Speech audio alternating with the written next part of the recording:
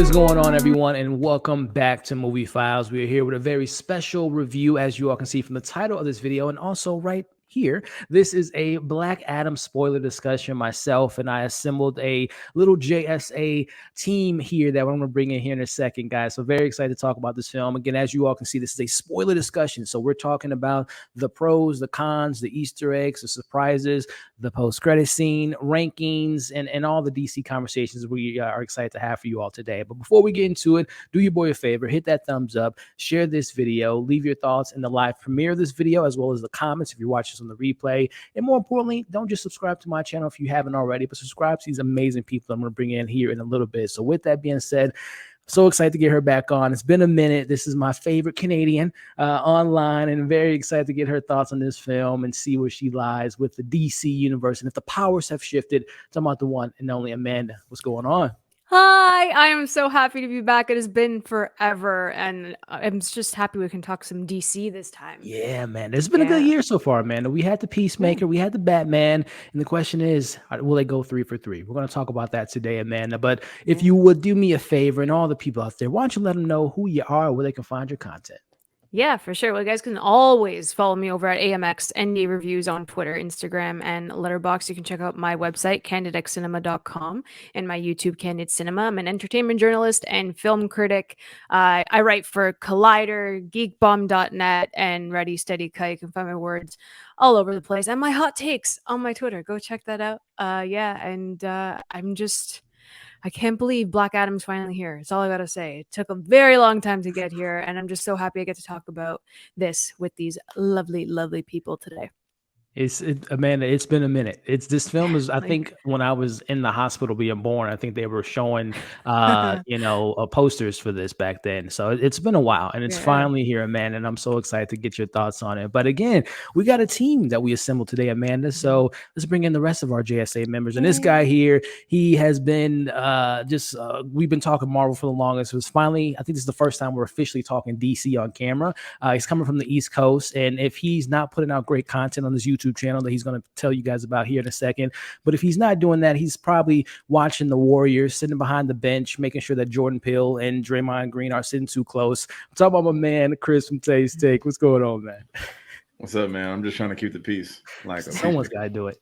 Yeah, exactly. What's going on? DC in the building. I feel so like new. I feel like I'm like a visitor in y'all house. Like I love here it. just I love checking it, man. it out. So excited. For you all that's been a part of this community, this is the crew that I've been collabing with for the last year, covering a lot of Marvel projects, all the TV shows, some of the movies. And again, this is our first official time talking about a DC film that I'm very excited about. Yay. But Chris, before we get into it, man, why don't you introduce yourself and let them know where they can find your content, man? Yeah, I will be brief. I'm Chris Tate. I represent Tate's Take. I do movie reviews, TV reviews. All that stuff is on my YouTube with a little pinch of TikTok. But all that stuff is in the information below. So if you're into that kind of thing, check me out and then give me a follow-up if you like what you see. But really excited to be with the homies today. So let's get it going. This is a nice little start to my Friday evening. So let's get it going. Yes, sir. And then I'm loving the swag there, Chris, with the D Generation X, man. You know, throwing it back. This is straight vintage. This is what we do around here. It's like that's what's up, man. And our last but not least, our last JSA member. I'm so excited to get him back. I haven't talked to this individual since Thor: Love and Thunder. I think it was Thor: Love and Thunder, actually, which that was a whole conversation within itself. So I'm excited to talk DC with him and excited to get his thoughts on everything. This is the man that knows all about the comics, man. And I love his takes on all comic book stuff, movies, TV shows, and what he brings to the platforms that he's on. I'm so excited to get him back. Talk to my man Michael from Black Gay Comic Geek. What's going on, man? Hey, how's it going? You always give the best introductions. I'm like, I don't know if I'm worthy. I don't know if I'm worthy of all this praise that you give me. But yeah, it's been a while, so I'm always excited to talk to the three of you guys. So yeah, let's open up this can of worms with Black Adam. Shazam, Shazam, baby. Well, she's rocking his swagger there, man. Yeah. Yes. But Mike, man, if this is the time that people are seeing you for the first time, why don't you let them know who you are and where they can find all your amazing content? All right. Hey, how's it going, everybody? My name is Michael. Call myself Black Gay Comic Geek, and I always say things I love to talk about on my channel, and all my content focuses as blood, sex, gore, and magic. So I talk superheroes, video games, comic books, action movies, horror movies, sci-fi, fantasy, and of course, if you couldn't tell by the name, I talk about Black representation and queer representation. So come swing over to my channel, hit your boy up, follow me on YouTube, TikTok, Instagram, all the social medias. Same name across everywhere. Yes, sir. Definitely do so. And I was honored enough to tune into one of his live streams earlier today as we're pre-recording this. The man has the dopest collection of comic book stuff. He bought like this big Galactus statue, which was crazy. You see it right here. Where is it? Where's Galactus? Let me move the Chilling microphone. There we go. There he is. Just chilling. Damn. Chilling. Yeah, 32 inches. Ooh-wee. That's what he said. Nice. But yeah, Relax. We're just getting started. And then it came with some more stuff. Hold on, let me move the food out the way. It has his herald, like you see Silver Surfer right there. Yeah. Oh, nice. Frankie Ray, and then Mog. So I set them up, and then the box is like you see the box like over in the distance. Ignore the clothes. Nice. They're clean, but but yeah. So That's awesome, man. That's awesome. So again, man, we got some DC panelists here. We got some Marvel people that, like the DC, but very curious to see where they are with this film, which let's just kick it off, Amanda and the crew. And again, guys, check out all their links are in the description of this video, their TikToks, their Instagrams, their Twitters, their YouTubes, and all that fun stuff. But Amanda, kicking it off, let's just briefly, a little softball question. DC Universe, prior to Black Adam, where do you stand with this world and the characters and the management and the directors? And what was your anticipation going into Black Adam? Oh my God, that's not a simple question to ask. Just a That light is bulb. loaded. A little What are you softball. talking about? I don't want to say that I was done. I don't want to say that. I really don't, because Zack Snyder's Justice League is something I fought for a very long time, and after that, it was kind of like a weight was lifted. Yeah. And I didn't necessarily care what came out after that. I was still excited because it's DC and they always do something different. But to say that I was like really hyped for certain projects, I wasn't. Like the Suicide Squad, I wasn't that hyped for it. I also didn't really care for that movie on top of that. Don't hate me for that. But like even with Peacemaker, it's just there wasn't the same level of hype that I had for previous films. And Black Adam it falls under that category where I wasn't that like excited for it. Like it looked good, the trailer was good, but the character, I feel like we have heard his name, we have heard The Rock drill it into our brains for like it feels like a decade. Forever. And it was just so long to get here that by the time like I went to go watch it, I'm like, okay, like this is fine. So to say that I'm like against DC, it's not true.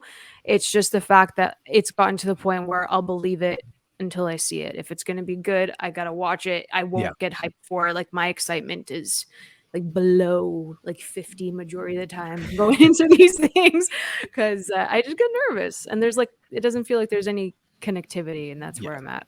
It's understandable, man. Again, I'm a big DC fan, grew up with these characters, but I can definitely understand why it's just like, I can't invest so much time in something that might not come to fruition or gets screwed up by the producers of giving them the director's not the final cut. So it's frustrating. I can definitely understand, man. Chris, man, like I said, I know we talk a lot of Marvel, man, but why don't you inform us on how you feel about the DC universe and where you were at with the excitement level for this film?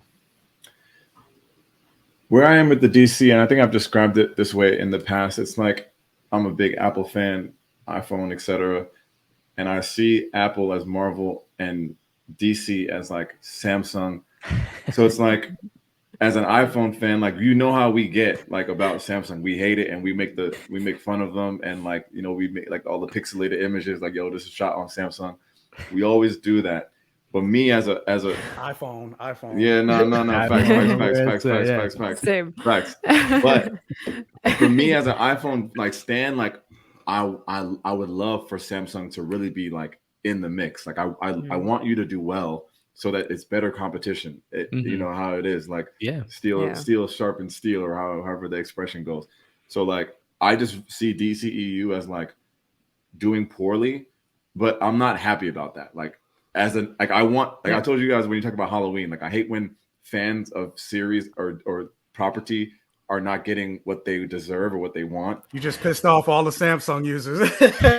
Nah, of course, like, and as I should, like, they should know, like, they're like second-class citizens. Well, in the U.S., of course, globally, they Android runs the world. I get it, but here in the U.S., where I live, this is it. iPhones are it, and Marvel is it right now.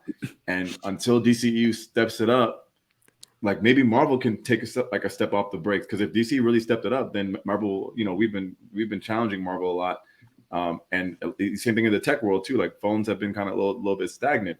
So, like, until DCEU does something right, Marvel has no one in their rear view. Like there's just no one there to compete. So, like, my excitement for Black Adam was like, yeah, like, I like the idea of like The Rock in a superhero movie, a black superhero movie. Like, I was excited about that, but I knew what time it was. Like, I knew I would not be surprised by this movie, like, just because I know how they do. And I don't, of course, The Dark Knight, those movies don't get included into this conversation because we're talking about DCEU. Even the new The Batman does not get included in this conversation. Right. Those films are fantastic. These guys here, or these 12, is where the problem lies. So that's where I'm at. This is why he's here. We're gonna sway him over to the. And I'm not an Android fan, but and I don't know if I would agree with that analogy with the Android and Apple thing. But we're gonna see where Chris lands, in this conversation. But so last question for you, Mike. Same thing as far as just kind of where you have been with this this brand for, let's just say, to 2013 to now, and were you at all excited to see The Rock, who Chris kind of alluded to? This man was born to play a superhero. I'm surprised this is his first time being a superhero, but were you anticipating and were you excited for this film? I mean, technically, if you look at the Fast and Furious movies, that man's a superhero. Like, he lifted up a missile and redirected him. Like, come on, man. So true, Michael. And I mean, he fought Black Superman and Idris Elba. So yeah, Idris Elba. So there you go, Hobbs and Shaw. But as far as the DCEU, it's always been like hit or miss for me. Like, and I'm a big DC fan. Like, especially in the comics, Peter Tomasi's Superman run, Dan Jurgens' Superman run. Superman Son of Kal-El with Tom Taylor right now, the DC animated movies. I'm freaking wearing a Shazam shirt. I got a whole DC rack in my toy collection. So like, I'm a big DC fan, but when it comes to the DCEU, I feel like they don't know what they're doing, because I feel like part of it is because they don't have a centralized DC studio. So they have all these big, executives just coming in and not knowing what they want to do, and there's no cohesive plan. So they come in and say, I remember one point they wanted to do like a Martin Scorsese Nighthawks or whatever movie, and it's just like, what are y'all what are y'all doing? They want to have a Batman movie here, a Harley Quinn movie here, a Nightwing movie here, a Batgirl movie here, but none of them connect. Like, you can't even get a cohesive Bat universe.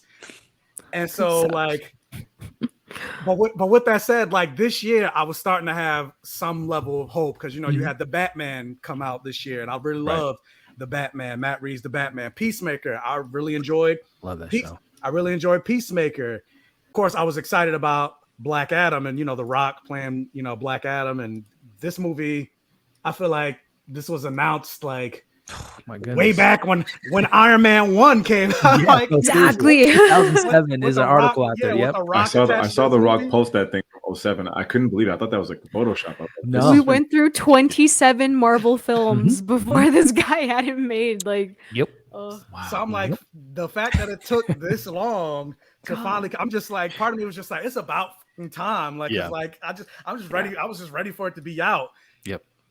But how it is, we'll talk about that later. But as far as DC Universe, it's a lot. It's just hit or miss. And I wanted to like, I'm a huge DC fan. I want to see a cohesive DC universe. I don't just want Marvel to be the only game in town, because if you really think about it, because a lot of people do say like, oh, I'm tired of shared universes. We need to stop doing shared universes. We need to just tell single stories. And it's like, as long as Marvel has been going, it's really the only one that has the shared universe. Like, we don't have it in any other franchise, and they're the only ones that have been doing it successfully. So I want to see a DC shared universe. Yeah. But yet, like, I don't know what's happening. But we'll talk about Black Adam. I agree with all of you guys' sentiments. And even with that, I'm still like looking forward to the next project, always hoping for the next project to be the next kind of big thing. And like Michael said, kind of connecting things. And to be fair too, like Mike said, and also Chris, and I know Amanda alluded to it too, it's been nice to get the Jokers, right? And kind of just separate itself. And now, surprisingly enough, we're getting a sequel for that. And who knows, you know, they'll probably tie him into a musical. Yeah, that's what, like, why would they so do excited. We'll see. I'm gonna say we'll see. I'm just so hyped for it. Yeah, we'll see. I wouldn't be surprised if that ends up being, I don't know, I don't believe in that an Oscar at all. contender maybe. And I got my degree in theater, so I'm a musical person. But like, Yes, No, I don't believe in that at all. we'll all be there opening night and be shocked or surprised. But we got that, and like Michael said, the Batman was something different. And now an article came out a couple of days ago that they're building out that world with Clayface and different spinoffs, and of course the Penguin spinoff and the sequel for the Batman. So they got all that. But we do like to see Justice League members interact with each other. The JSA now is in the play and all the different things there. So it has been very frustrating. And like Michael said, it's been 20-something movies of the Marvel films, hit after hit. There's been some stumbles, obviously, with Marvel, but they've been consistently making sure that they're building a world and building these characters. But that can't be the same, can be said. The DCEU, because they've always had the rights to all of their characters. They should have been crazy. They should have been Marvel before Marvel. 100%. Why did it take Avengers to come out for us to finally get a movie where Batman is the two biggest superheroes, the OGs, the one that started this whole superhero world that we know of today. like First time we got them in the movie together was 2016 with BVS, and it was trash. Well, I have different thoughts on that. More particularly the director's cut. BVS, I rock with that. Not trash, but where it could have been. I'll give this to you. The first half of the director's cut was great, but you still had that awful second half. We'll put a pin in that comment. I stand by my everybody just same. They just unsubscribe from. They're like, I'm not subscribing from Michael's channel. Not at all, man. But now again, this is why I'm so excited to have them on, to have these discussions. But this leads into this film, as you all said, this has been in the works for so long, and The Rock has been going from wrestling to seeing him in Tooth Fairy to seeing him in the Fast Fury series, now to seeing him carrying his own film. And the biggest thing that a lot of people were afraid about, and rightfully so, can The Rock be this character? Can we see him not being The Rock in this film? So, Amanda, the first question for you as we dive into the movie, as we open up the credits with showing the origin stories, and which I thought was a pretty good way to let us kind of get informed in this world. Did you feel like The Rock delivered in bringing us this character, Black Adam? Out of everything that Black Adam, like this movie is, I think this is the first time that I saw him as a character. I think that he got lost in the role. You know what? After 10 years, I freaking hope that you would. Let's see how long you can work on this character, fam. Like, you had to do it, right? Like, come on, that dedicated. So I think that's the best aspect of this, is that you could feel like his heart and soul was in this production, and that he really wanted to do the best that he could with this role.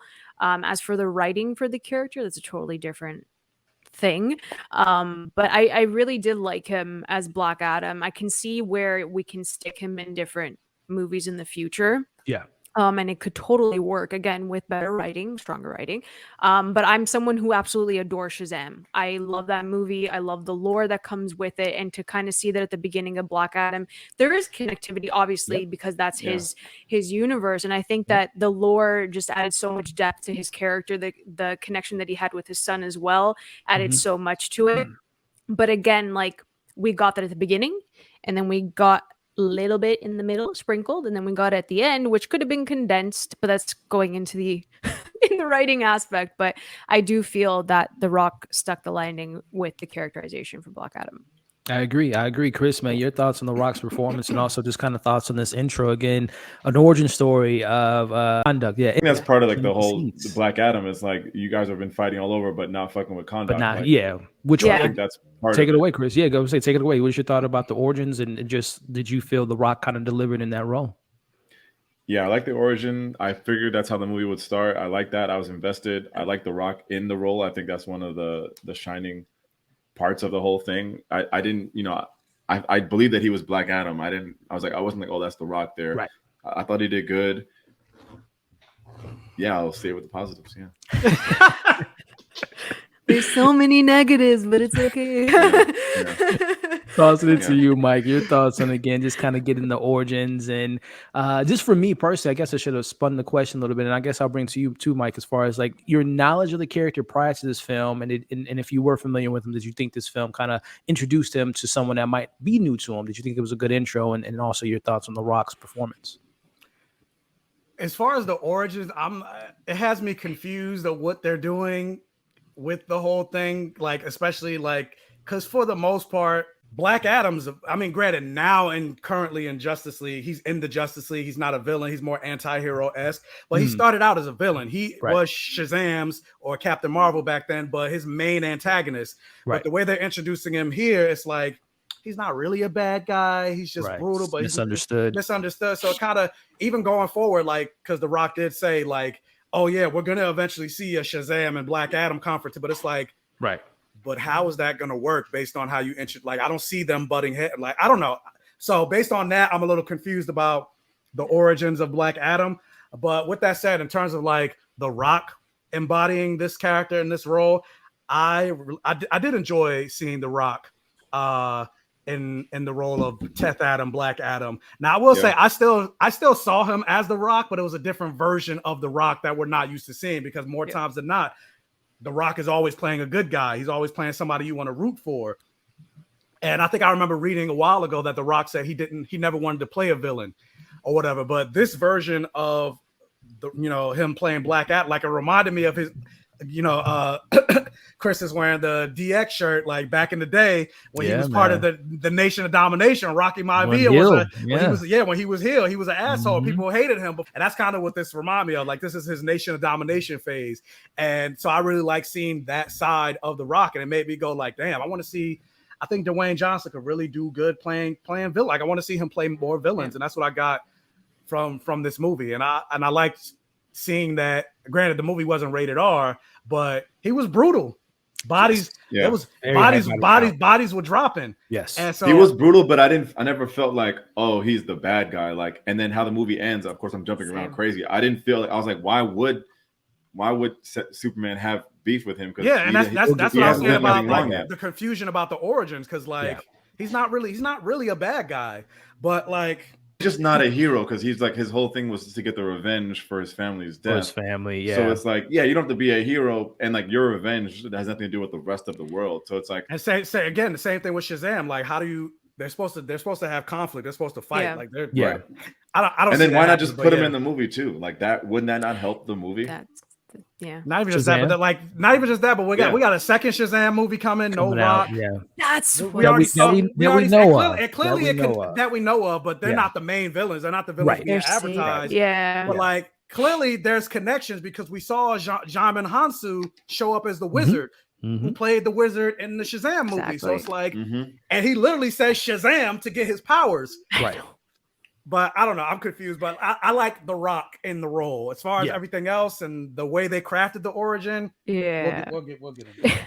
So. The origins was so. My knowledge of the character is very limited. Like, I've rarely read him in comics, but I did play him. His little story was in Injustice video games that I played, and my main source comes from is a 2010 animated film, Shazam, Superman, and the Return of Black Adam, and that doesn't really go into his backstory, but you see, like Michael was just alluding to, the body count, the savageness of the character. Like, that version of the character and the one that we got in this film, I think, are vastly different. Because as we'll talk about later, I still don't know how, as alluded to, how Black Adam's going to be, how he's going to tie into Shazam and how that's going to work, unless the wizards go to Shazam and want them to take out Black Adam, and it's kind of switching, instead of for Black Adam coming for Shazam, it's maybe the other way around, because we know his powers were banned. So we'll see what comes of the future with them. But to answer my own question about the performance, I definitely believed in The Rock. As far as I knew, as Michael talked about, I've seen him go heel, and also there's very few movies that show that side of him, like Snitch. There's a couple other films that he was like a villain per se. Even like the Scorpion King, he wasn't the villain. Like, he was the villain, but he wasn't the villain. Right. This is another. But even in the Fast and the Furious 2, he was the cop, but we still rooted against him when we got introduced to him. Right. So I knew he had that. He could go to those lengths, but I thought that he delivered something that we've really never seen from him before as far as on live action. I thought he really brought this level of gravitas and menacing nature, but like you all said, it kind of showed you where that rage came from, and you can sympathize with him. This is where I think the criticism might lie in the film, Amanda, and this is where we kind of shift over to the story. So we meet this professor of a sorts who's detained by the people that are oppressing this country, and they are looking for the crown of Sebek. That was the villain's name, if I'm not mistaken. How the story kind of folds up with Black Adam, fish out of water with these humans. How did you feel like those two stories coexist, or did they work for you with those characters, the human characters of the story? I do want to touch on one thing that you said. The guy that she was working with, if she studied the lore of this crown, wouldn't she kind of know that he's a descendant? Like, that's what I got confused in the years I don't of know. the family tree with 5,000. Yeah, you would have thought that she probably It was also the least surprising twist in movie. Yeah, and I'm glad that they acknowledged it very early on. Once Black Adam take out the guys, they let us know that he was the bad guy essentially. But yeah, it was like if they would have played that on for the twist, like it's pretty obvious right off the bat. But that was one thing later on that it didn't work for me. I'm like, I was like, why wouldn't she know if she's that invested in all of this and she has the piece of the crown around her neck? And it was a whole thing. I didn't like that they did that. But going back to the story, I kind of like that they did it from a child's perspective too, with her son being the link to Black Adam and integrating him into like the superhero world. I thought that was like fun, but also at the same time, I don't know why the humor in this just did not land. It did not work. Every single thing, even the stuff with the JSA, like nothing landed. And I found that like Black Adam was still very much in a different movie and wasn't working with, the civilians, with Adriana, with her son. It wasn't clicking and meshing properly. I felt that it was a bit all over the place, the story. Because you start with the origin and then you go into like, with the civilians. And I know that it was layered in that way to kind of show, like people taking control of the country, like from outside. Like I understand that completely. And it was layered. But the one thing about this movie is that they were beating us over the head with it. I felt like the audience was too dumb to like register certain things. So it was very repetitive. And that's why it didn't really work for me, the story. I hear you. Those humans, and I've seen some people bring it up online and kind of relate it to how, and I don't know if you guys agree with the whole sentiment of the Godzilla and Kong films, how those humans are just kind of the afterthoughts, where you have these kind of bigger than life characters. And if you want to focus on the human stories, they got to be compelling, interesting. Chemistry has to be on point. And yeah, the chemistry and the caring of the characters, I really wasn't feeling it. But Chris, man, let me know what you thought about the human story and the kid, Ahmad, I think was his name. Did you enjoy Amon? Yeah, I the one thing I did take away from that, as Amanda kind of alluded to, I did like how he was the kind of the audience and kind of informing Black Adam of the new world. And it reminded me so much of my favorite action film of all time, Terminator 2, Judgment Day, with John the Terminator, and kind of, hasta la vista, and telling him all those things but stuff like that. But what did you think of the human side of the story, Chris? Did it work for you? Or was it some moments that you wish that they maybe would have phased out of the film? At this point, the humor did not land with me either. And I thought like, these are the kind of things like we've seen a million times, right? Alien comes back to Earth and has to learn about like the earthly ways, like Thor or Captain America being back in present day. Like it's done before, but it's done for a reason, because it's pretty funny. Like fish out of water type of stories. Yeah. Like if I was in a coma for 5 years, like I'd miss a shit ton of things. Like you might wake up and androids are the best phones, right? Yeah, exactly. And I'll just go back to my coma. But I can't live in this world.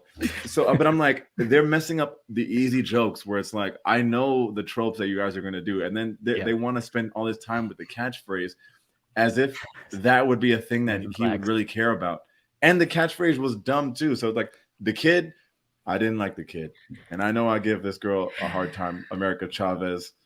And she's just a kid, but this kid could have been good. It's a good role. Like there's always like that one kid that, like you said, T2, like there's the kid that's like getting through to this foreigner. The kid missed the mark, and it was a real cheesy, especially at the end. Like, Mom, look, and then he's got the fucking villagers, and I'm like, come on, it got over the rails over that. At that, you're telling me he's fighting skeleton demons with a skateboard.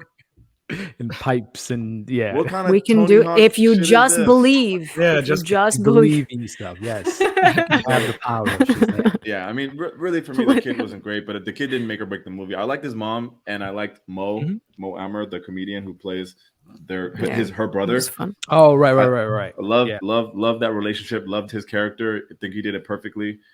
But the kid was kind of weak. But overall, the humans didn't take me out of it. It was like fine. But I was like, you guys missed some easy points. The second half of this movie really was where it kind of took a nosedive, in my opinion. Interesting. I definitely agree with you that the boy, as the film went on, kind of got on my nerves a little bit. But I was liking the relationship at the beginning. But Mike, tossing it to you, man, your thoughts on how they integrate the human stories and were you disattached? And it didn't take away the film from me, but I just didn't like how they focused how they tried to integrate their story and how literally the second half of the film is them trying to save the son, which was kind of like, can we focus on the demon that you guys are building up? Can we focus on more of the JSA? But your thoughts, Michael, on the before Michael answers that, another thing about the kid too. Like I thought if they spent a little bit more time, it would have been funnier. Because this kid's got the DC posters everywhere. Like spending more time, like maybe Black Adam would be like, "Who's this?" or tell him he's like, "Yo, I think that'd be a good matchup." Like just give the audience something. Yeah. Just give us, like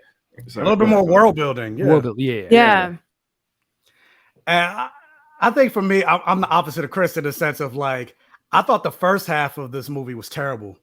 Like, I like the beginning. The very beginning with nothing, like the first half hour of the movie is nothing but exposition with the kid narrating and them showing us stuff. Yeah. As opposed to like, you could have did that by actually building the world. And also not even just that, but like juxtaposing what happens with him in the past with his son.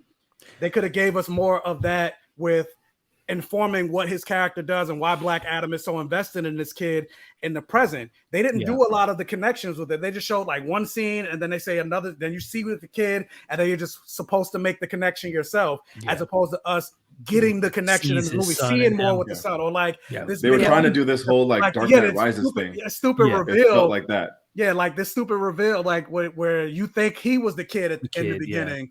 And then it turns out it's like, no, it turns out it was The Rock, and then you see The Rock, and it's like that was not the voice I heard in the beginning of this movie. Which, by the way, that reveal, I saw I don't know if y'all noticed that first scene, that flashback. They showed The Rock. Yeah, I was like, that's if they wanted to play like maybe he looked like the dad, looked like him or something, but I'm like, that's The Rock as his dad. But anyway, go ahead, Michael. But they think we're stupid. Sorry. Yeah, I thought the whole thing was stupid. I was like, okay, like. Y'all could have used all this to build more of the relationship to inform more of the Rock's character and more character building. And that's the thing I think I was missing the most from this movie. Like there wasn't a whole lot of character building. These characters were just there to, I guess, fill a quota to do certain plot points. Like the kid being the point of viewpoint for the Rock to. Give the references of everything like that, but it was like there was no real narrative story for them. Like you think about, like you mentioned something like a Terminator, the "I'll be back," the catchphrase or whatever. It worked at the Terminator. It didn't really work here. It felt dry. It felt hollow. It didn't really because you didn't get enough of the building of the relationship. The Rock saving the mother when he first came out of the tomb. Mm-hmm. Why did you save her? You don't know who she is. Like. You didn't get. Would they say he instinctively has it in him that he wants to protect people, even though he's murdering people in the process? Left and right, like you didn't know. You don't know. He didn't know if she was one of the people trying to attack him or not. Like, so that's the thing I was missing the most from this movie. Like, I enjoyed the characters, but I didn't enjoy the writing around the characters. Right, we'll talk more about that as we get into like the JSA. Like, who are they? Who are the JSA? Where have they been? What have they been doing this whole time? Not even just what have they been doing, but who are they? I know nothing. What do you know about Carter Hall? What do you know about Pierce Dr. Fate? Bazillionaire, I tell you that. Like you don't know anything. You don't know anything about these characters. Atom Smasher. He was just there to be the Deadpool. Useless. Literally stole the Deadpool mask and put it on. I'm like, are there deleted scenes? Like, did they actually take the scenes away from Noah Centineo? Because I was like, what is he even doing here? It was the most useless. Anyways, sorry. They kind of teased that Cyclone and Atom Smasher were going to be a couple, but then they didn't really go anywhere with that. The whole Eternium storyline to make it seem like that was going to be his kryptonite. That went absolutely nowhere. Like. Anyway, I'm gonna shut up. No, well, that's actually a good point, Mike. I think as people are probably watching this, it's like, we don't care about the story because we're here for that action. We can all agree that this film was action packed, and from the the first, action was great. I have no problems with the action. And that's where we're gonna go here now, as far as the first big action set piece. I'm tired of slow mo. I'm so tired of slow mo. Like that's why I know people don't like Eternals. I love Eternals, but the way that they portray Makari's speed to me is how they should do it moving forward, instead of for showing us. We've seen it a million times. Anyway, as we get the first action sequence, Amanda, were you enthralled? Were you entertained as we see him? I lost count, Amanda. Like he killed, and for my Halloween Inn fans out there, which I know there's some out there. Shout out to them that love that. Shout out to Griff. I was like, yeah. Shout out to those people that stand by that film. But Griff is the only. He's the only one.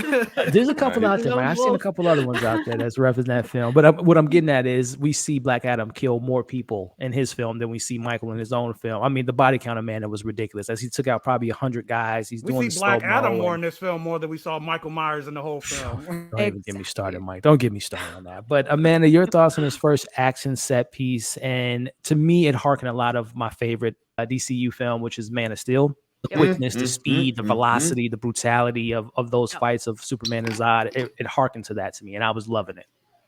Oh yeah, I agree with you 100%. It's the first thing I thought of, and I think the one thing that they did do extremely well is that they made him feel intimidating. His presence was felt throughout the entire film. Even him just floating was menacing. I was like, good job that they did this. And I thought that the special effects weren't that bad. People are saying that like it was horrendous. I'm like, really? It looks cleaner than a lot of the third act of MCU movies. Not that I want to say that.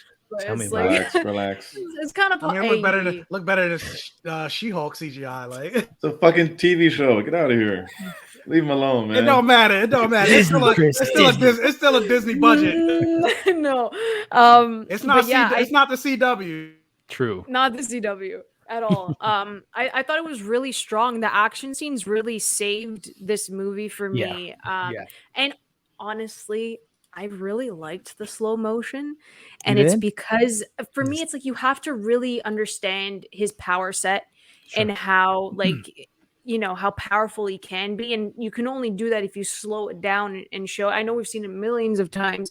Zack Snyder's done it as well multiple times, so I really thought that they're larger than life because he's larger than life. And I think that really worked. I had a lot of fun with those action scenes, really polished and did some fun stuff that even like in the Injustice games, as you said, that, we saw like especially specific moves. I remember playing with Injustice. I'm like, oh crap, they did it on screen. Like it was cool.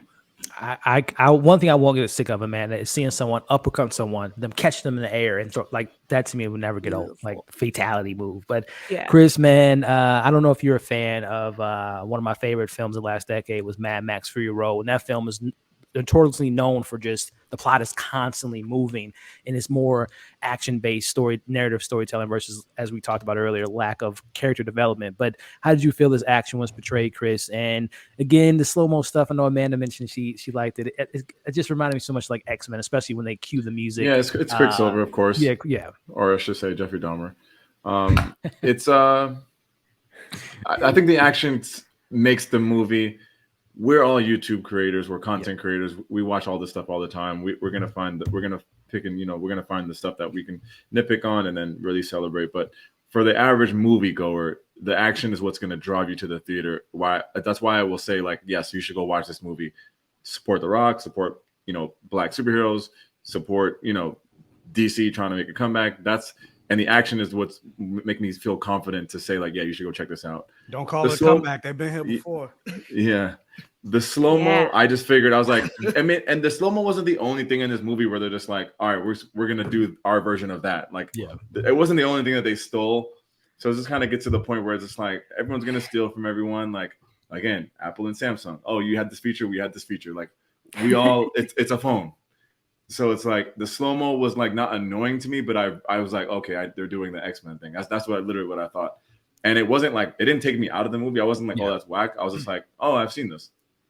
Right. And to be fair, too, just thinking of how I mentioned it likened to Men of Steel. Men of Steel came out before, we saw Chris or Jeffrey Dahmer and Days of Future Past and all that stuff. So technically, if we wanted, the slow-mo thing was not originated. We've seen slow-mo even prior to that, but as far as showing someone super speed, we've seen it with Man of Steel. But Mike, man, how did you feel? Did the action keep you engaged enough to really be entertained and be wowed and appreciated on a big screen? Honestly, the action was my most favorite part of the entire movie. Like, I would just watch the action sequences and then forget about the rest of the movie. Right? And kind of like Amanda was saying, like, I like we've seen it done before, but I still like the slow-mo because it does show like how menacing and how powerful and how godly these characters are and how way above our league they are compared to us. And depending on how you do, like, you could do slow-mo in a lot of different ways. Of course, the way they did it was like they said, taken from Days of Future Past. We already saw it already. Yeah. I think my favorite way that they've done slow-mo so far, or showing like super speed of a person, is Makari from Eternals. But then also they just recently, I don't know if you guys are watching Interview with the Vampire on AMC Plus. There was a scene where Lestat uses his super speed, and so they slow down the one guy. You literally see him moving super, but Lestat is sped up, and like it makes it look very creepy. So like that way of doing showing super speed and things, I like that way. But I like the slow-mo scene. It's just, I think the score behind a lot of the moments in this movie, it didn't really work for me. So the score was really off. There was some highlight score moments. Yeah, there were some good moments, but for this moment, and then also, which really took me out of the movie, but that moment towards the middle or end when they played the Kanye song, "No One Man Should Have Power." I was like, that came out less, especially that cut was so bad. Like, this movie's been in the making since 2007. They probably already had that song there, but like, I was like, it doesn't fit any of the music in this movie. Like, what the hell is that? It feels outdated. It was so literal. It was like, there's another way to say it. There's another way to do that. It literally works for what's happening, but it doesn't work for the movie. But it takes you out of it. It's too popular. It definitely took me out. Like, I leaned over to my friend. I was like, "What the hell is this? What is this music?" Like, but in terms of the action in and of itself, I liked all the action scenes in this movie. I agree. I guess I'll backtrack on the slow-mo. What I did like about it is it showed you, and Amanda Waller even says it. I think she says it in a trailer. I don't even know if she says it in the movie, which we'll talk about JSA here in a second. But she says that the longer he's on Earth, the more he adapts. So when he was slow-mo, he was actually like taking in what is this magic that they're using and adapting to it. So I did like how he was observing the situation to really kind of take out his enemies without hesitation. But that brings us into, and Michael alluded to it, I want to start off with you, Mike. JSA, my friend, this is one of the OG kind of created teams of the DC universe. I think, correct me if I'm wrong, Mike, before the Justice League, if I'm not mistaken, was the JSA. Was originated. How did you feel? I know you alluded to it, and we're going to go into depth with it now. How did you feel they were handled? Who were your favorite members? And do you want to see more of these characters in the future? So I'll start with the end first. I do want to see more of these characters because I do like the actors. I just want them to be handled differently by better writers. Because like I said earlier, like, I don't know who these characters, like, it gives me Echo vibes from Hawkeye. Like, you're introducing these characters knowing you're going to maybe do a spinoff, or we're going to see them in the future or whatever, but you're not building them up in the property that we're seeing. That makes me anticipated to go, oh shit, a JSA spinoff. I'm hyped. I'm just like, okay. Same way I feel about Echo. Echo was supposed to be introduced and built up in Hawkeye, but then as soon as Yelena came into the picture, it's like, Echo who? Right. And now we're getting an Echo series, and I'm just like, tell me, why should I care? Because I don't.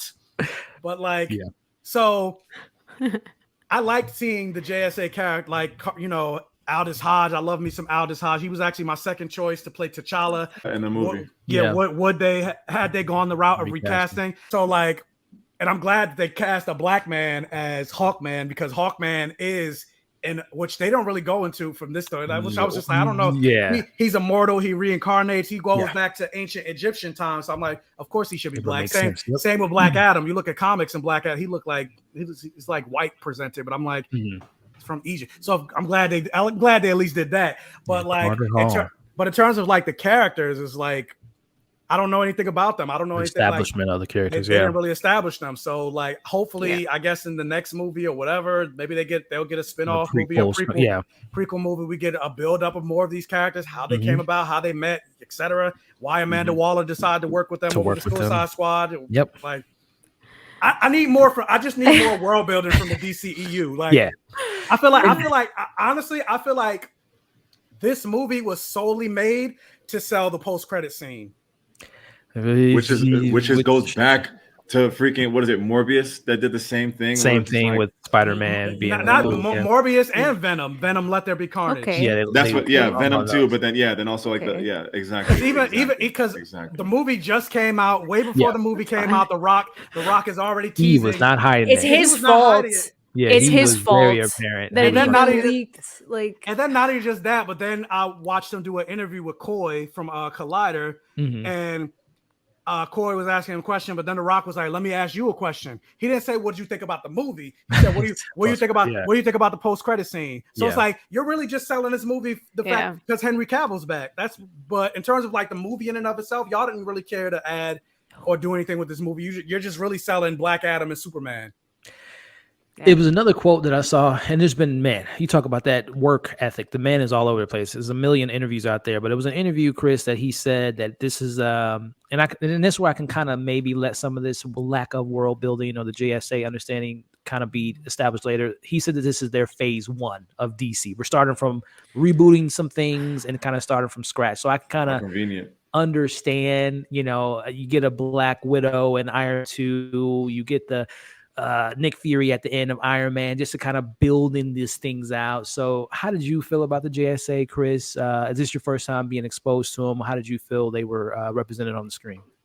Yeah, I agree with probably everything that Michael said. When I saw them on the screen, first of all, every movie is going to do the whole like, who's our team, which is they're going to do it. But I think it's still cool because it's always exciting. Like, who's going to be the team? I go back to like X-Men First Class. It's like, we need a team. I love those moments no matter how much it's done, but I'm like, bro, really? You found the dude that's better than Superman, and you got these kids that no one knows. So then he's like, they're a little green, and then that's when they get I guess Fate and whatever. But to Michael's point, like even in the movie Hawkman, is that his name? Yeah, Hawkman was talking to Black Adam in a way that I was like, should you be doing that? But to what you're explaining, Michael, is that he really is like that, and he could really hang. But the movie didn't explain. It didn't make me say like, okay, yeah, he's valid. He could really hang with this dude. It just seemed like they put the stupid bird thing on, and he's like, confronting Black Adam. And so I was like, they didn't build that up enough for me to be like, yeah, that's a good matchup. I'm just like, Black Adam will rip this guy in half. And also a thing with that, to throw that out there, and this is something I forgot to mention in terms of your point, in terms of like, why would Carter Hall even be a match for Black Adam? And they didn't talk about this at all or reference this at all in the movie. But like the hammer that he uses, the mace that he uses, it's made of nth metal. And in DC Comics, that is an anti-magic metal. Like it can disrupt any magic. And Black Adam is magic. Right. Same with Dr. Fate. So like even at the end when he was hitting that little thing, I was like, bro, this is an anti-magic hit. Like it should have broke with like 2 hits max. So they don't really go into that of like why he would be. It's just a random guy. Let's just get a random guy and have him be black. It's like, no, there's a reason he's the one to go after Black Adam because he has an anti-magic hammer. Or I want to say I would love that explanation. But they don't. But they don't go into that. So that's a poor thing on the writing. And even Dr. Fate, they tell a depowered like Dr. Fate alone should have been able to take out everybody in this movie, right? Yeah. I liked how Pierce played him, and I like the swag. I like the way, like without me knowing anything, I was like, damn, like this dude got some swag, even more than Doctor Strange, like which is obviously what they were going for. But I was like, I get it, I get the Dr. Fate thing, but this crew, this would not be your crew, and if this is your crew, you're not really trying to win. And I was like, they're just throwing random people out. Cyclone, I thought it was like, I was like, oh yeah, that's cool. But the Deadpool guy, I was like, there's no reason for this. But the jokes between him and Hawkman were okay. I will. I gave him that. Me and you, on the me and you. That's fine. Yeah. It's like I get it. Every group needs a scapegoat. I'm like, okay, maybe that's why he's here. I'm willing to forgive that, but there's no way that this will be their team. That you know all the Suicide Squad, all those kind of people, like, and this is who you would send. Superman. You literally have Superman on you can't use him until the end credits. Yeah, you can't use him until the end credits. Like, which I'm hoping that they address that in Superman's film, that maybe he was doing his thing while this was going on. Which again goes to the world, because even with that, I'm like, I need an explanation. Like when Amanda Waller's like, he owes me a favor. Yeah. Why is Superman working with Amanda Waller? Like, I need an assuming this is where my mind goes, Mike. I'm assuming that this is the Amanda Waller from the Suicide Squad, which in return worked with Bloodshot or Bloodsport, which they said that Bloodsport shot Superman, which might have had him in the hospital. So I'm assuming that's how they're connecting the tissue, especially for Peacemaker fans. We saw Hardcourt in this film, so I'm assuming that's the favor, that she saved Superman from that kryptonite bullet. But I'm just writing something in my head, Mike. It was never alluded to, which hopefully the future will explain that. But Amanda, how did you feel about the JSA? I totally agree with you, Chris. Number one, Pierce Brosnan was fantastic. I enjoyed Aldis as the character. Surprising.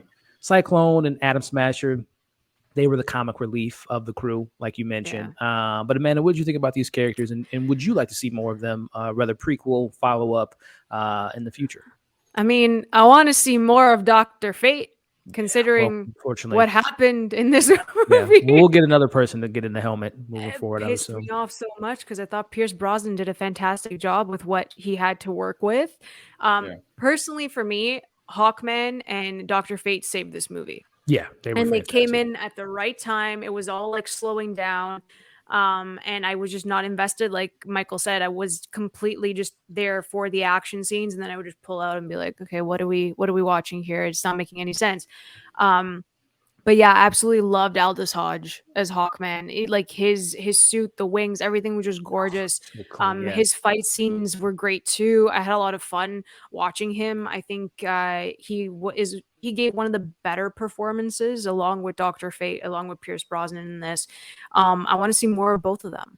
I do not care for Atom Smasher. I thought he was the most useless person. He's the Ant-Man of the crew. He is, but also like Paul Rudd's absolutely hysterical, and then like this guy, like nothing was landing. Like it was like you were waiting for a laugh track, and they were. You even saw it on their faces that they were waiting for a laugh track to come on in this movie to like cue them or something. And then even like the sarcasm bit with Black Adam and Dr. Fate, that wasn't landing either. So at least Cyclone was a genius too. Like that was like I liked her a lot. Yeah, I really liked her a lot. And also going back to the slow, I liked the way they captured the look and the aesthetic of it. Yeah, I like the way her powers work, but even then, it's like Black Adam can make a tornado using super speed. Like, what are you gonna do against him? Yeah, they really brought kids to fight this guy, to an adult fight. Yeah, yeah, it's true.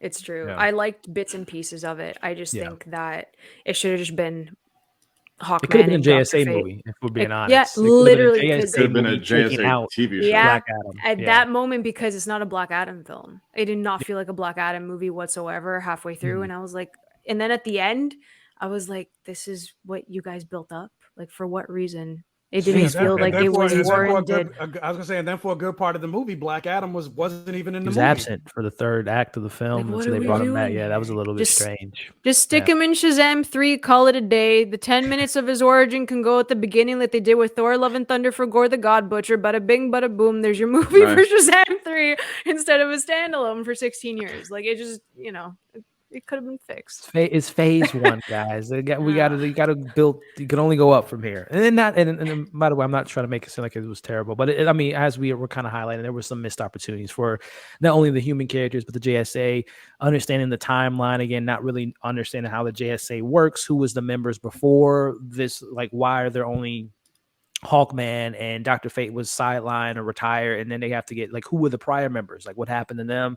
And also, they have established, Amanda, that there are Justice League members in this world. Not only Superman, but we get a shot later in the film of the Flash and Aquaman and Wonder Woman and Batman. So, like, the world's kind of weird right now, guys. And I'm assuming that the Flash will do something in his film, which I'm still, it's crazy that film's coming out, and apparently they have already written a sequel. They're moving quick. Yeah, literally. and they already Wally have West in the end of that too.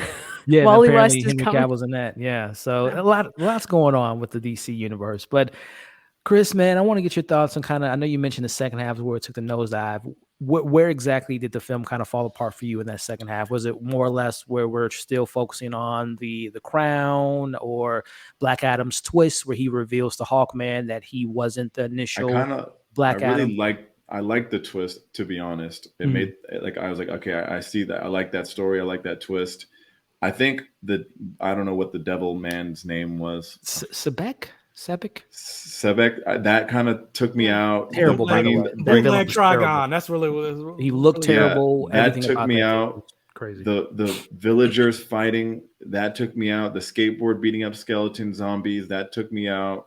And then, like, you know, they said that this guy would be safe, and Black Adam would never be able to say Shazam ever again until we need him to in like 5 more minutes. Can you just say it right now? Why like, they did that. It's true. I have no idea why they did that. So I was like, and Dr. Fate knew.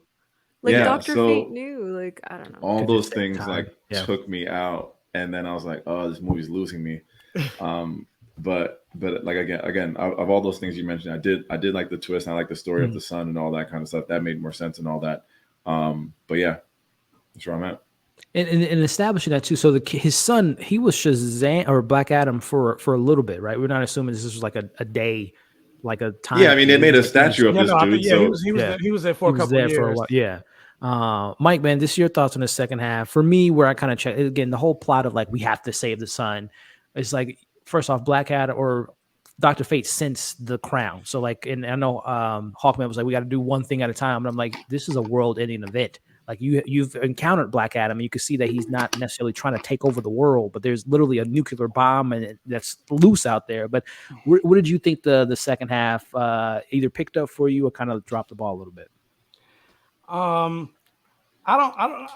don't think it like picked up, or even I think it was just the second half was just like it was more like flatlining for me the whole time. Now I will say, like, just for maybe, because I know this is pre-recorded, so any case when people watch this when it goes live, like, because it does sound like I am complaining about the movie a lot. I didn't hate this movie. It definitely wasn't like the worst of the DC movies. I definitely didn't hate it. Yeah, nowhere near the bed. Like, I attribute this movie to eating a bowl of Cinnamon Toast Crunch. That Jesus sounds good Christ. actually right now. When you're eating a bowl of, like, even that reaction. This is gonna be a tough twist because there's no downside to that. So let me hear it. This is what I said. So when you're eating a bowl of Cinnamon Toast Crunch, you're like, oh, this is good. This is fire. I'm enjoying myself. Especially when the cinnamon like starts to mix in with the milk. When it's mixing in with the milk, and then you drink that milk, like you slurp that milk down, and you're enjoying it. But at the same time, there's no real nutritional value in Cinnamon Toast Crunch. There's no protein in Cinnamon Toast Crunch or anything like that. So you eat Cinnamon Toast Crunch, you're satisfied, you got your sweet tooth fulfilled, but you're going to be hungry in like 20 minutes later. Why? And which is why I have like or you're going to be tired because of the sugar rush, which is even worse. Also, see. So no upside to it. No upside. Like, so there's that too. You watch this movie, all the action. Now you're tired. You're like, all right, I forgot about this movie in 2 minutes, like 30 seconds. So that's basically how I feel about this movie. Like, it was a fun popcorn movie. Yeah. Summer blockbuster. I don't know if I would buy it on Blu-ray. I don't know if I would watch it again, but you know, it was probably watch it again, but I would not buy it on Blu-ray. Just for Aldis Hodge. But it's something to watch. But with that said, because I don't want people like, oh, Mike's in here, he's a DC hater. No, I'm a DC fan. I love, you're literally wearing the gear. I'm literally wearing the gear. Yeah. And also with that, another DC movie came out this week that I thought was fire. Batman and Superman, Battle of the Super Sons. I love the shit out of this movie. And the funny thing about this movie, it was hella predictable. Like, so just because a movie's predictable, yada yada yada doesn't mean the movie's bad. But what was great about this movie is the building of these characters, seeing the interaction between Damian and Jonathan Kent, like all the jokes and the interaction, the fish out of water, because Jonathan just found out he was a superhero. He just found out that his son was Superman. So like just seeing the interaction between these two was fire, despite the fact that it was hella predictable. And it was great. Again, DC movie. So it's not to say I'm not a DC fan. It's just, I don't know. For the animated movies, I feel like they get comic book writers to do this shit. Yeah, the animations are the movies, I don't know what they be doing, but yeah, it was a popcorn movie. So that's basically how I felt about the movie in the second half overall. Like, yeah. I'm right there with you. The saving grace for me, as you mentioned earlier, was just seeing more of that action, because within the second half we get Justice League or Justice Society JSA versus Black Adam for the first time, and seeing, as Amanda alluded to, seeing Dr. Fate in his mirror dimension, which again, I know a lot of people related to Doctor Strange, but again, another character that was actually here before Doctor Strange. But I will say, I was gonna say Dr. Fate. Dr. Fate premiered a whole 20 plus years before Doctor Strange. Phenomenal. And I would take Dr. Fate over Doctor Strange any day. No, it looked cooler. Me too. Yeah, oh yes, Chris. The visuals, everything about that character to me was so great. And also in the second half, like I did like the interactions, like the Carter and Carter and Black Adam, the antagonists. He's like, I like times we gonna do this. Yeah. And the whole and you know what? Let's give a little bit of praise here, because I'm thinking about the second half more. And I know you guys mentioned the sarcasm thing wasn't that funny. I found that a little bit funny, especially the way Chris delivered it. But it was also within those times, as Michael just alluded to, the Hawkman, and the Black Adam, like, stop killing people. How many times I got to tell you, stop killing people? And he's like taking those guys in the air, and it's like, I didn't kill him. I waited till you I knew you. They got a good point. That was working for me a little bit. It's like I said, the thing that fell apart for me that second half was just the whole idea that the film literally stopped to save this kid, where there's so many things going on right now with the Crown, and obviously Dr. Fate and his Elliot don't care about kids.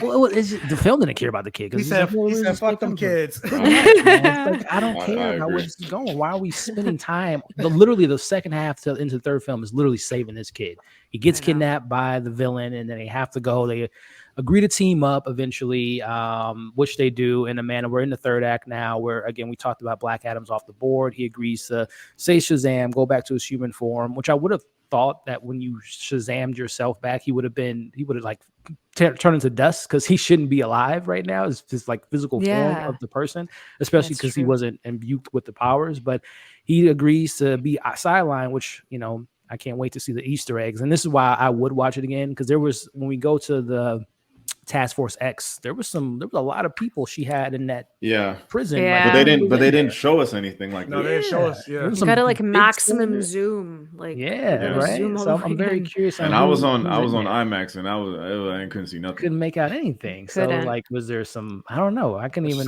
You saw what's her face from Peacemaker. Yeah, Harcourt was in there. Harcourt, I love Peacemaker. I can't wait for season 2. But Amanda, your thoughts on how we wrap up the film? Again, we knew it was going to be a big CGI fest, but did the third act stick the landing for you before we kind of get into the post-credit scene? How did you think the film ended in the third half of the film?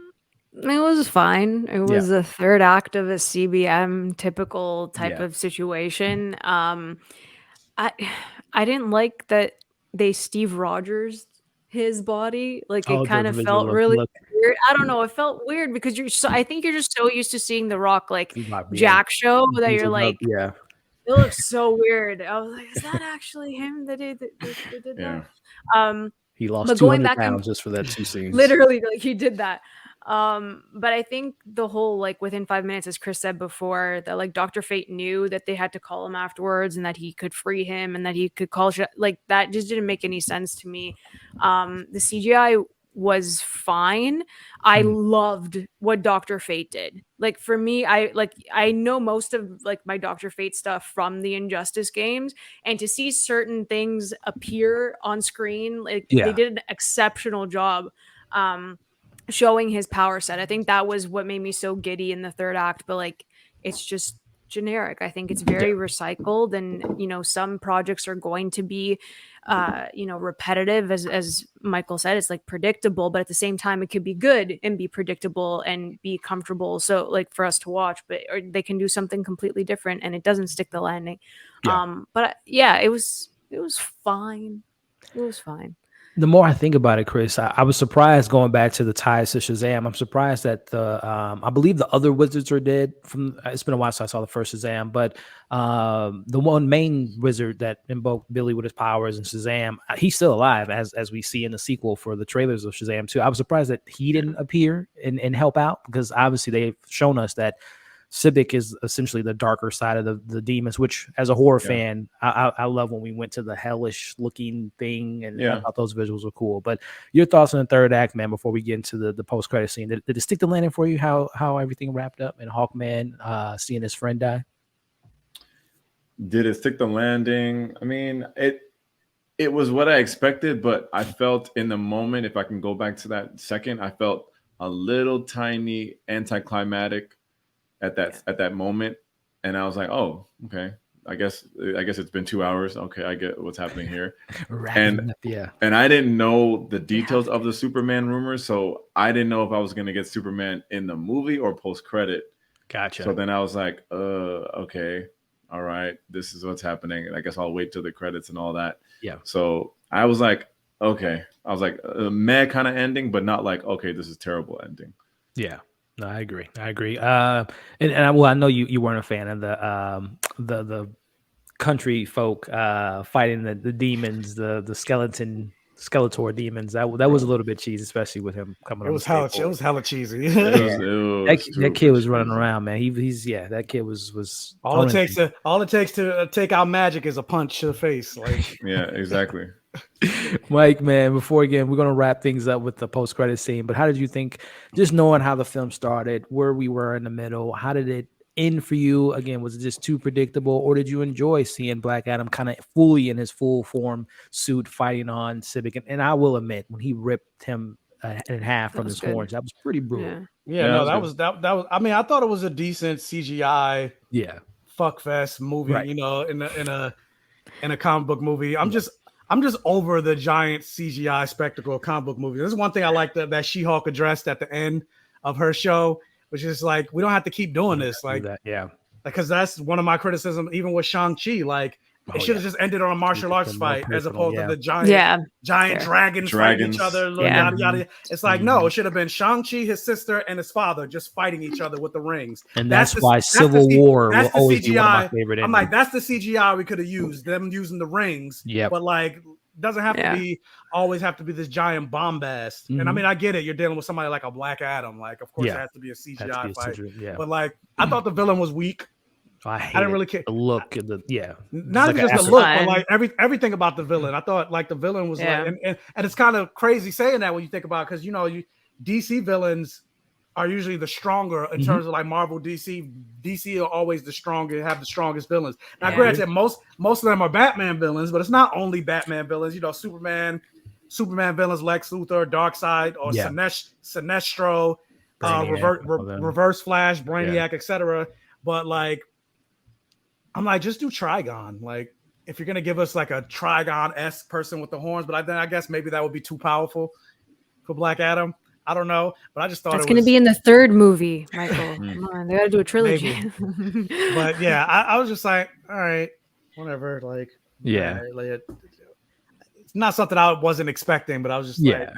But at least it looked cool. I'll say that. It looked cool. The visual ending there. And again, even though I know we wanted more than JSA, I thought that Aldis and Pierce did a good enough job to make me. I felt for that moment when he saw his friend die and pick up the helmet and say, I learned this trick from my friend when he's able to duplicate himself. And the Dr. Fate fight. Yeah, when Aldis did that trick. But I'm still just like, man, Dr. Fate could have took this nigga out. Like, it could have by himself. A whole illusion. This man is a lord of order. Like one of the most fundamental forces and beings in the universe. Like they definitely nuked him a little bit. A lot of bit. Yeah. But hopefully when with more movies to come, shows to come, we can definitely dive deeper into Dr. Fate and more the JSA. But Amanda, I think a lot of us we're waiting to get to this point because it's, as we talked about earlier, it was literally spoiled a month ago, which I'll be honest with you all, I wasn't too disappointed in the spoilers because I figured this was going to be the case eventually because it's been hyped up for so long. And of course, we've talked about it, Amanda. Where is Henry Cavill? Why is they silent this character?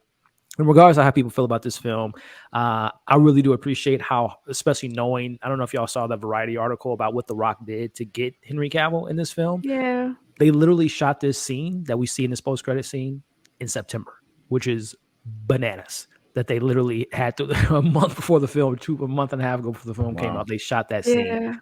So to set up the scene, Amanda, at this point, Black Adam is going to be the protector of the people. Amanda Waller comes up on this little kind of on hologram and says, "You're going to stay here, and if you move a foot off this country, we will come for you." And Black Adam says, "Bring all of them, bring all your forces." As he destroys hologram, and the smoke comes up. Now you gotta say the line. He said, "There's no one on this earth powerful enough to stop me."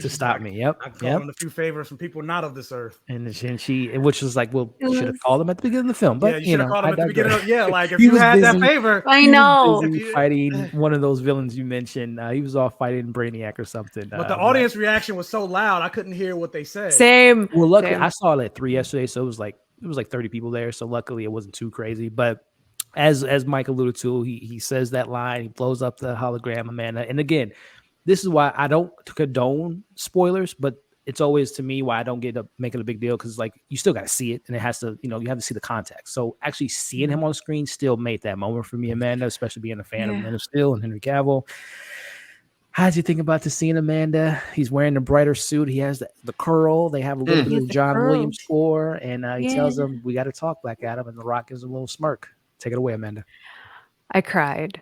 I actually started tearing up. It's so overwhelming seeing. I don't know what it is, my connection to him, because I guess like I grew up with him. He's my Superman. So it's like I'm so connected to him.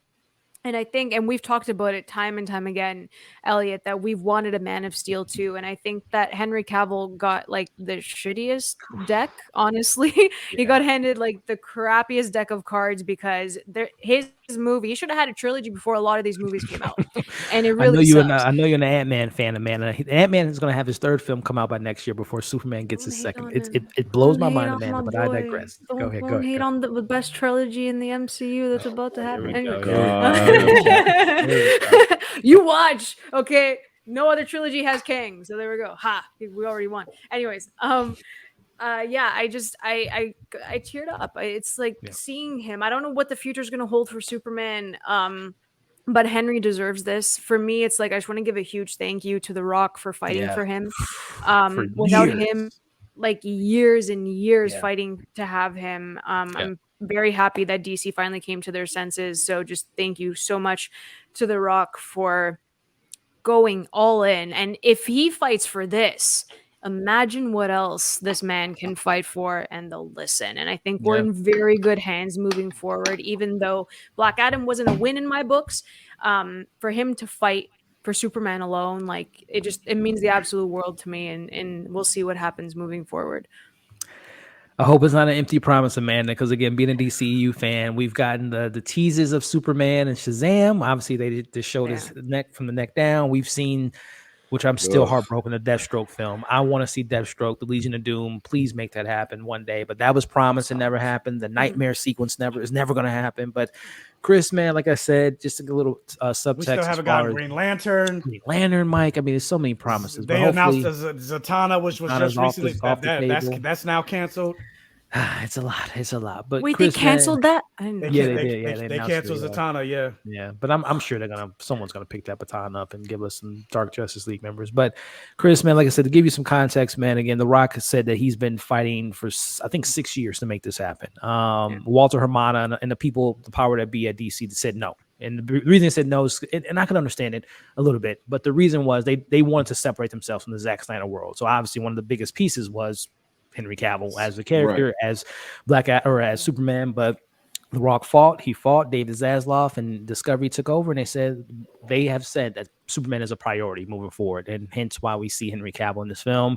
Yeah. I know you're not the biggest DC fan, Chris, and I don't know how you feel personally about him as Superman, but what was your moments? What were you like in the theater seeing that man come out of the smoke?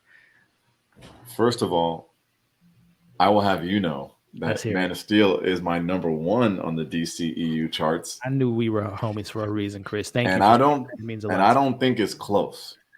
And before I got on this live, I fired up my Man of Steel Blu-ray just to get back in that zone. Oh, man. Love it. So last night when I watched Black Adam, even knowing he was coming, I still got excited. Of course, I didn't cry like some people, but wow. That's fine. I didn't say any names. He cried in the car though. But he cried in the car. Yeah. But I definitely clapped, and my theater clapped, and I hope this means we get some more. it's unfair. Like I'm looking at your rankings for the Rotten Tomatoes, like that. I just don't get 56%. Misunderstood, man. It's completely misunderstood. It's This such movie, BS. Sorry. And I don't cry in the movies, but if I was gonna cry, that tornado. All right. You can move on to the next person. The hand. He said, just oh, so good.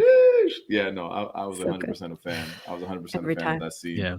Then I kind of wonder, like, damn, like how much does that affect my review of the movie if that scene wasn't in there? Like, I know it's unfair, but it's like I gave it 3 stars on Twitter, but like, is that a 2.5 movie if I didn't see Henry? Like, because that changes a lot. It does for 5 seconds of time. Yeah. So it's how impactful that character was. But Mike, I don't know if we've ever talked about Henry Cavill, and particularly his portrayal of the character, how you feel about Man of Steel, but all that tied into this moment. Mike, what did you feel? Again, we kind of all knew it was coming, but hell, they could have played I know I haven't seen Super Pets, but I already know how that ended. So was that the Superman, the first official Superman Black Adam cameo? But let me know, Mike. Did you enjoy the moment? Are you happy that he's back? Do you expect to see more of him with articles coming out that they're going to work on a Man of Steel 2? They're going to fast track that. Your thoughts on this moment, man? I love Henry Cavill as Superman, and like he is this generation's Superman, and it does kind of suck that it's been 10 years almost next year 2013. Literally. Since Man of Steel 1. Like how is that even at the like Superman, the most recognizable, the most recognizable, the person that started when you think about superheroes, it started with Superman. Yep, man. And it like just sucked. He hasn't gotten to see, and I get them, but even that saying that they wanted to separate themselves from the Zack Snyderverse, it's like, okay, but you still got Jason Momoa continuing. You still got Wonder Woman continuing. You still got a Flash movie coming out. So frustrating. So like, but also I might, and I don't mean to cut you off, but like you want to separate, but don't you want to make money? Like this is not a game. Like this is Superman, who is your number one character, who the fans like in that role, who no one is asking for a recast. Doesn't the money weigh more than this beef with Zack? Ego. So there's that too. Like, ego. Sure, you want to separate yourself, but because there are a lot of people that don't, love or hate the Zack Snyder universe, whatever. That's not going to be the debate we're going to have. But at the end of the day, for the most part, it's unanimous, at least with Henry Cavill's casting as Superman. Everybody loves, and I don't know anybody that has a problem with his particular casting of Superman. So if you want to separate yourself from the Zack Snyder Superman, okay, fine. Then give him another Man of Steel 2, but which is actually a direction I think they should do. I don't think they should do a Man of Steel 2. I think bringing Henry Cavill back as Superman, it should be a soft reboot. Because also on top of that, it's been 10 plus years since the first Superman. The DCEU is vastly different than it is. Granted, it's no DCEU, it's whatever. But like, considering everything, the Amanda Waller connections, all the Blue Beetle's about to come out, and all this Shazam. So like. The DC universe is so different that you can't really do the Man of Steel movies anymore, but still have Henry Cavill come back, still have the actors come back, and then just build it off of whatever direct. Like this universe needs to be built off of Superman. And this is coming from this is my guy. This is my number one hero and anti-hero vigilante. But yes, Superman needs to be in the world. Like even built, like even with because you already rebooted the Batman. Let's have Henry Cavill and because they're not that far in age. Pattinson is 36. Henry Cavill's world, Henry Cavill's 39. I mean, they already said if Clayface exists, there are already people with powers, right? So, true. I'm still in my mind. I want to see that world kind of be its own thing, and whether that's Ben Affleck or someone else's Batman, I don't know. But again, I just talked about in the beginning. Like we still haven't really gotten a actual real shared DC universe, right? And I want to see that. And then also not even just that, but like a lot of times when people think about Batman and Superman, like they think BVS. It's like, no, Batman and Superman are best friends. They literally were raising they're literally raising their sons up together. Like they are best friends. They're not, they might butt heads every so often in terms of like ideology, but overall, like there's a moment in Superman, Batman, Public Enemies, another great DC animated movie where they thought Batman thought Superman or Superman thought Batman was dead, and he went off. And he's like, "You killed my best friend." Like that's this dynamic I want to see with Superman and Batman. Yeah. But in terms, going back to Henry Cavill, like I'm excited. Hopefully, they actually do right by his character and do right by him going forward in the DC universe. Yeah. And I'm ready to see another Man of Steel movie, but reboot, not Man of Steel. To call it Superman, the Man of Steel, something like that. Right, Superman, Last Man of Krypton, something. But as long as Henry's back, I'm happy with it. And like I said, as we're recording this in the last week or so, there's been a big announcement that DC plans on doing a James Gunn mystery film, which they haven't obviously announced yet. It's fast tracking, probably like an Idris Elba, because I remember him. I would think so. That, or my personal opinion would be like, get that Deathstroke movie, get that Slade Wilson back in the mix, man. I would love to see that, him interact with the Justice or the Suicide Squad. But they announced that they're fast tracking the Henry Cavill Superman 2 with Christopher McQuarrie being eyed as the director, but right now he's head deep in the Mission Impossible film. So I don't know if they can make that work, but I would love if they can get Christopher McQuarrie to direct that. My personal preference, I always wanted a Matthew Vaughn Superman film just because of what he did with X-Men characters. But that was announced. And again, Black Adam 2, as we're recording this just the other day, The Rock's producing team said that we're not going to wait another 15 years before we get a Black Adam 2. But it all boils down to box office. Right now, as we're recording this, is sitting at around a 55 with a 90% audience rate. But my last question, go back to that. I'm just noticing how the fuck is Wonder Woman 1984 rated 3% higher than Black? Granted, like I said, I can't complain about Black Adam, but I'm like, there's absolutely no way. I can't look at the BVS score. It hurts. I respect really the most disrespectful on here. My fellow critics, but I don't know what was going on that day when they gave those scores. But last question I have for you, Amanda, and this panel before we wrap it up. We're shooting this on a Friday. The box office predictions are, I think, 60 to 70 million domestically, and overall maybe like 135, which I think that number might go up potentially. Amanda, it all boils down to success. Do you think by the time Sunday, Monday rolls around, this will be a success for for DC? Well, look at you. You got this Marvel guy. Marvel. Yeah. But do you think it's a successful film in the box office? You know what? I think it's going to underperform. I really do. I don't know why. I have a very strong feeling that a lot of people aren't going to watch it because they've lost interest in DC. And every time I hear like something happening with Warner Brothers and like the general audience finds out, they're like, whoa, what's happening? Like, why would they do that? And then not a lot of the general audience cares about DC anymore because obviously they're in competition with Marvel and they'd rather go pay for a Marvel movie instead of paying for a DC film. So I think it's really going to underperform. Word of mouth, a lot of people trust the RT score and they won't go waste their money on something like that. So I don't know. I think it's not gonna do well come Monday. Ooh, I hope it does well, man. As you guys can see on the screen right now, as far as Thursday, it racked up 7.6 million on Thursday previews, which is right around the mark that Hobbs and Shaw made, which I think that ended up making like 500 domestic or worldwide. And I think I read an article that this film has to break even, has to do at least 400 million, but I think that's going to probably be a lot more because they really marketed the hell out of this film. But Chris, man, do you have any predictions on the success of this film, box office wise?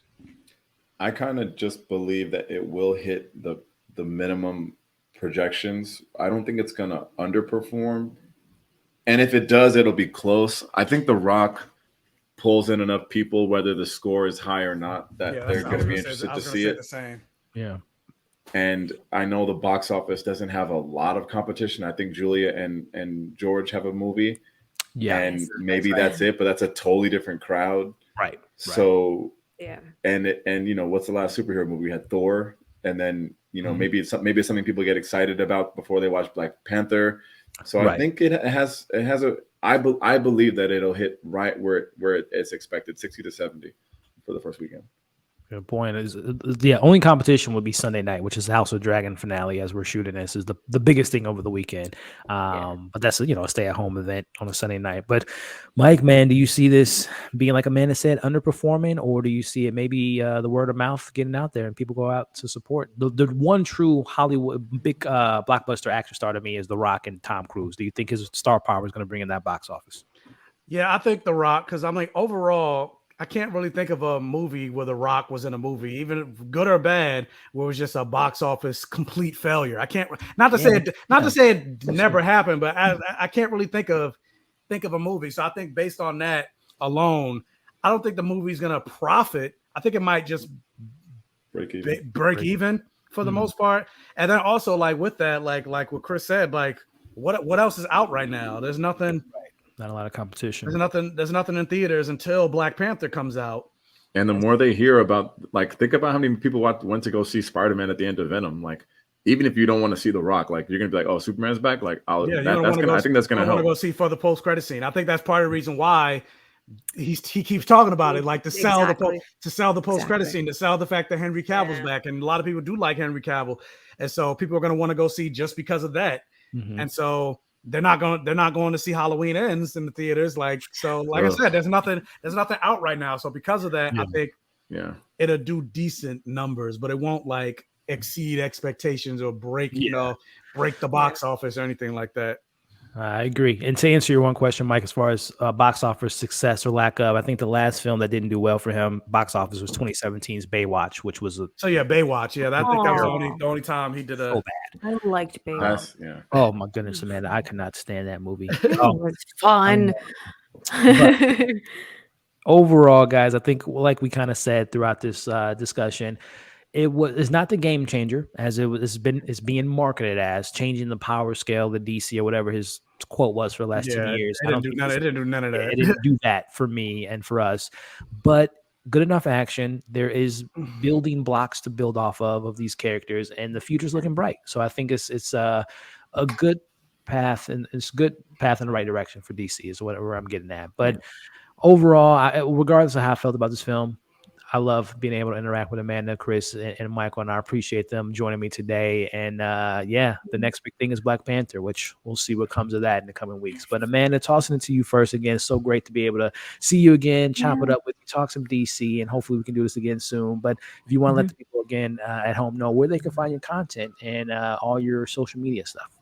Yeah, for sure. Well, first, I really missed everyone. You guys are all amazing, and please go sub to all of their channels. Find them on social media. They're a lot of fun, and I just love talking to them every single time that I'm on here. So yeah, they're amazing. You guys can always follow me over at AMX NDA Reviews on Twitter, Instagram, and Letterboxd. My Black Adam review will probably be up on my YouTube and my website within the next half hour if my internet kind of cooperates. I also have some stuff from TIFF because I did go to that festival, and I have a couple other things in the works too. So you guys can find me there, and Candid X Cinema on my website, and Candid Cinema on YouTube. Thanks. Awesome. Yeah, I'm definitely excited to hear a lot, because I know you covered so much at TIFF this year, and a lot, like we talked about off camera, a lot of stuff is finally hitting the big screen. So definitely check her out, guys. Link in the description.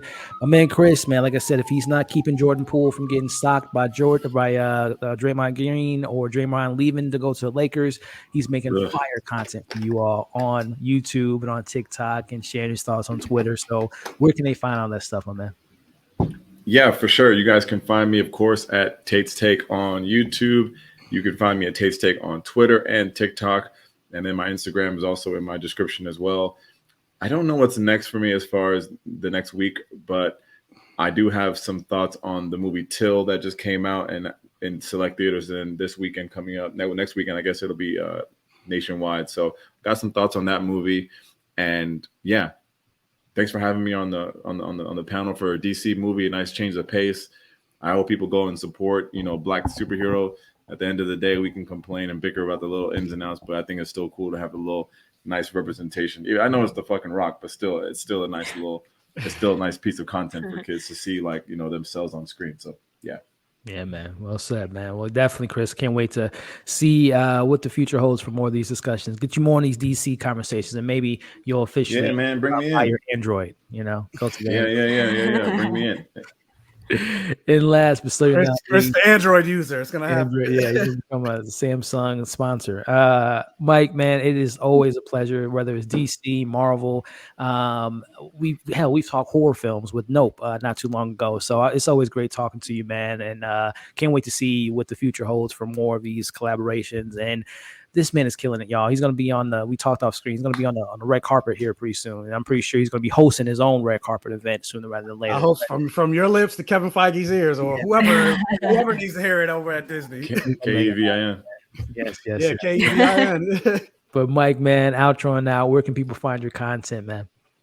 So yeah, you can find me all across the internet. Same name you see right here on the screen, Black Gay Comic Geek. As far as what's next, I'm not sure when this video is going to go up, but on August 23rd, which is Sunday at 9 p.m. Eastern Standard Time, I will be going live with a friend of mine to talk about episode 5 of Interview with the Vampire. So make sure you pull up because we are going full spoilers. Obsessed with that show. Also, just again, release my review for Batman, Superman, Battle of the Super Sons. Check that out. It's right now. It's only on home video, but more than likely, it's going to end up on HBO Max at some point. I also have to watch Chucky season 2, and I'll be reviewing every single episode of that, just like I did for season 1. And then also right now on my YouTube series, I'm doing like a little short that I'm taking from TikTok, where I'm taking like a queer character from comics, and I'm asking a very important question of, would they date a black man? Nice. So definitely check that out. Like Iceman, I always said, like Iceman, like he'd be the type of person that'd be like, oh, I'm dating a black guy, so he thinks it's okay if he says the N-word without the as long as not using the ER. That's definitely, I feel like that's an Iceman character. So check out that series, and follow me on Instagram and things like that, because I will be on the red carpet for Wakanda Forever on Wednesday. So if you want to see the fit, already got the fit up there, wearing all white, but that's all I'm gonna say. Not gonna say anything else. But yeah, follow me there and see the stuff and see the content. Wakanda Forever. Wakanda Forever. Again, man, it's always great chopping up with this great panel of people. Links can be found in the description of this video for Amanda, Chris, and Mike. But as far as it goes, this video will probably be out Sunday, maybe tomorrow. We'll see what the future holds. Maybe I'll call Dr. Fate and see when it'll be dropping. But again, it's always great chopping up with these great people. Again, links in the description. Make sure to like this video, share this video, and comment below. And by the time this is out, we'll be talking about House of Dragons, which is wrapping up this. I still haven't watched that show yet. I've only seen the first episode, and then I hadn't seen the rest of it. Or Rings of Power. House of Dragons is where it's at, man. But anyway, guys, you all have been awesome. Again, support these great people and show some love in the comments, and we will see you all on the